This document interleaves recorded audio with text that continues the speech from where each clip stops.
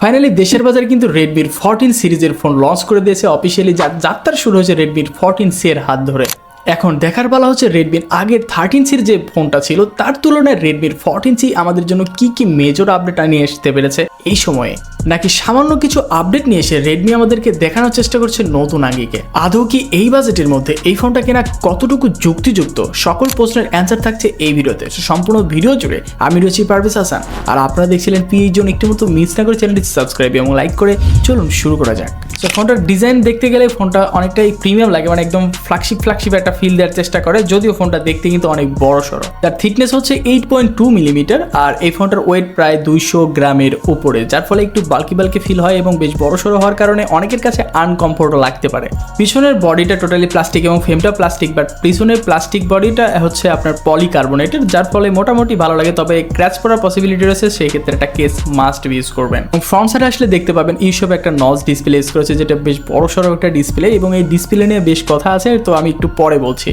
এবং portion button সেকশনে সকল রকম গুরুত্বপূর্ণ পোর্শন বাটন দেখতে পাবেন। থাকছে সাইড মাউন্টেড ফিঙ্গারপ্রিন্ট সেন্সর, যেটা অনেকটা ফাস্ট এবং অ্যাকুরেট। 3.5mm হেডফোন জ্যাক পাচ্ছেন, তো মোটামুটি যা দরকারি সব কিছুই পেয়ে যাবেন। এই ফোনটার ডিজাইন আসলে অনেকেই পছন্দ হয় এবং অনেকেরই হয় না। সো পার্সোনালি আমারও এই ফোনটার ডিজাইন এতটা ভালো লাগে নাই রেডমির 13c এর তুলনায়।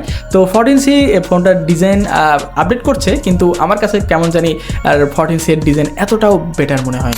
এই ফোনটার পারফরমেন্স সেকশনে যদি বলতে যাই, অ্যান্ড্রয়েড 14 রান করছে এবং হাইপার ওএস এর সাপোর্ট রয়েছে, মানে MIUI থেকে বের হয়ে এখন কিন্তু একদম লো বাজেটের ফোনগুলোতে কিন্তু হাইপার ওএস পাচ্ছেন। এটা কিন্তু একটা প্লাস পয়েন্ট, যার ফলে টুকটাক যে বাগ ভালুকের আমরা দেখে পাচ্ছিলাম, সেক্ষেত্রে অনেকটাই নিট অ্যান্ড ক্লিন একটা UI পাচ্ছেন, যেটা আগের তুলনায় অনেকটাই আপডেট হয়েছে।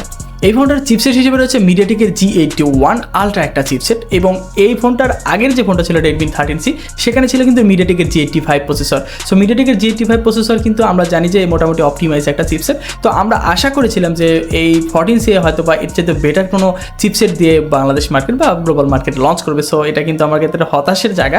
তো আসলে মিডিয়াটেকের G81 এবং G85 প্রসেসরের মধ্যে তুলনামূলক আপনি পারফরমেন্সে বা ডে টু ডে ইউজের জন্য খুব একটা আহামরি পার্থক্য খুঁজে পাবেন না। তবে এই সেগমেন্টের কাস্টমারগুলো আসলে এই ধরনের ফোনগুলোই বেশি খুঁজে থাকেন। দেখা যাচ্ছে র্যাম রোমটা বেশি হতে হবে। সো এই ফোনটা কিন্তু অ্যাকচুয়ালি 6GB 128GB দিয়ে লঞ্চ করেছে, এবং এটার প্রাইস বর্তমানে কিন্তু 14,999 টাকা। তবে জানা যাচ্ছে এই ফোনটার আরও কয়েকটা ভেরিয়েন্ট আসতে পারে, যেমন রেডমি 13c আমরা দেখতে পাচ্ছিলাম।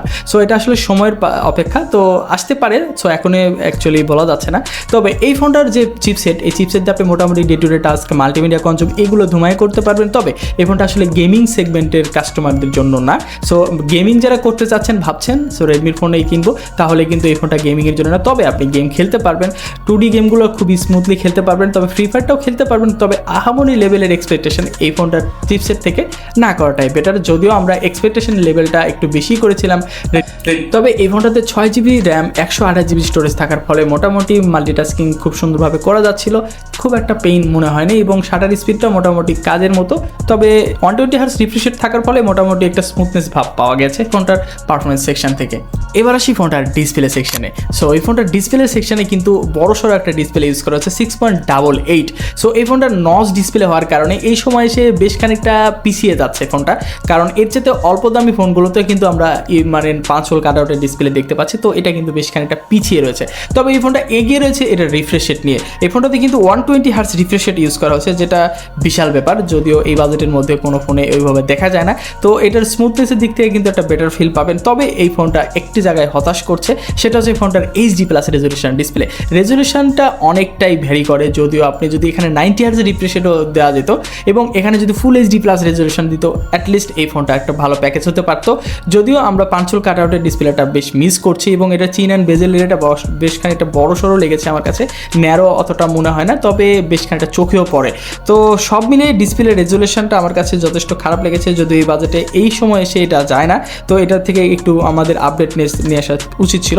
এবং এই ফোনটাতে কিন্তু প্রায় 600 নিট পর্যন্ত পিক ব্রাইটনেস পাবেন। সো ডে লাইটে গেলেও খুব একটা কষ্ট হবে না। তবে যারা আসলে রেগুলার ইউজ করেন এবং মোটামুটি বড় একটা ডিসপ্লে চাচ্ছেন, রেজলিউশনটা মানে অতটা ভ্যারি করে না, 120Hz রিফ্রেশ রেট চাচ্ছেন, তো তাদের জন্য এই ডিসপ্লেটা খুব একটা খারাপ ডিল না। তবে রেজলিউশনের ঘাটতি আপনার নিঃসন্দেহে চোখে পড়বে, এটা আপনার মাথার মধ্যে গেঁথে রাখেন।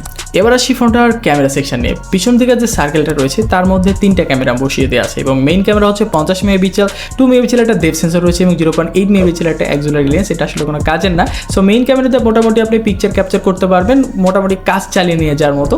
এবং এই পিকচার যদি আপনি তুলতে চান তাহলে প্রপার লাইটে পিকচার ক্যাপচার করলে অ্যাটলিস্ট কাজে লাগানোর মতো পিকচার পাওয়া যায়। তবে লো লাইটে পিকচার ক্যাপচার করে দেখা যাচ্ছে বেশ নয়েজ দেখা যায় এবং ডিটেলসের ঘাটতি বেশ খানিকটা চোখে পড়ে। এবং আপনি যদি 2 মেগাপিক্সেল ডেপথ সেন্সর দিয়ে পিকচার তোলেন তো এখানে মোটামুটি রেজিস্ট্রেশনটা মোটামুটি ন্যাচারাল রাখার চেষ্টা করে।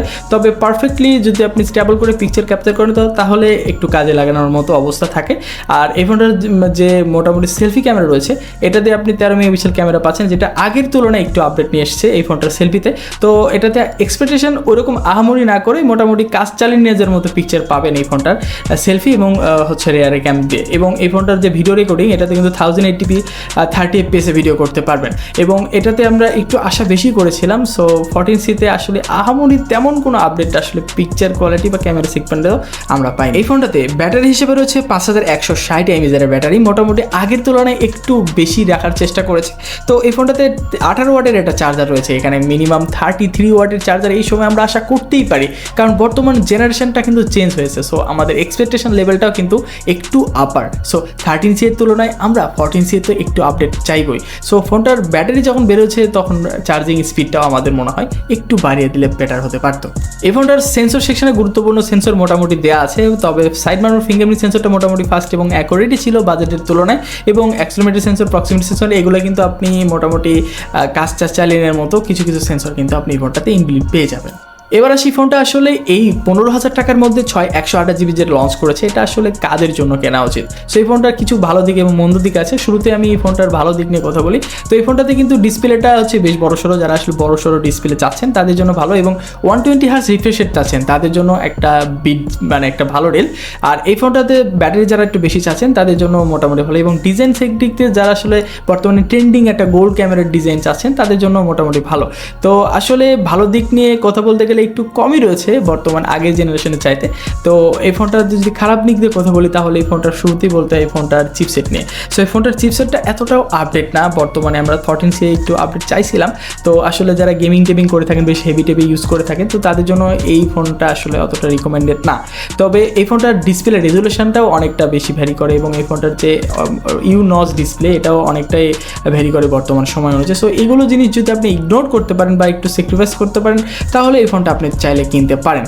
তো ওভারঅল এই ফোনটা আমার কাছে মনে হয়েছে যে যুগের তুলনায় একটু ব্যাকডেটেড। সো রেডমির কাছ থেকে আমরা একটু আশা বেশি করে থাকি, তো আশাটা আসলে এবার একটু নিরাশ করেছে।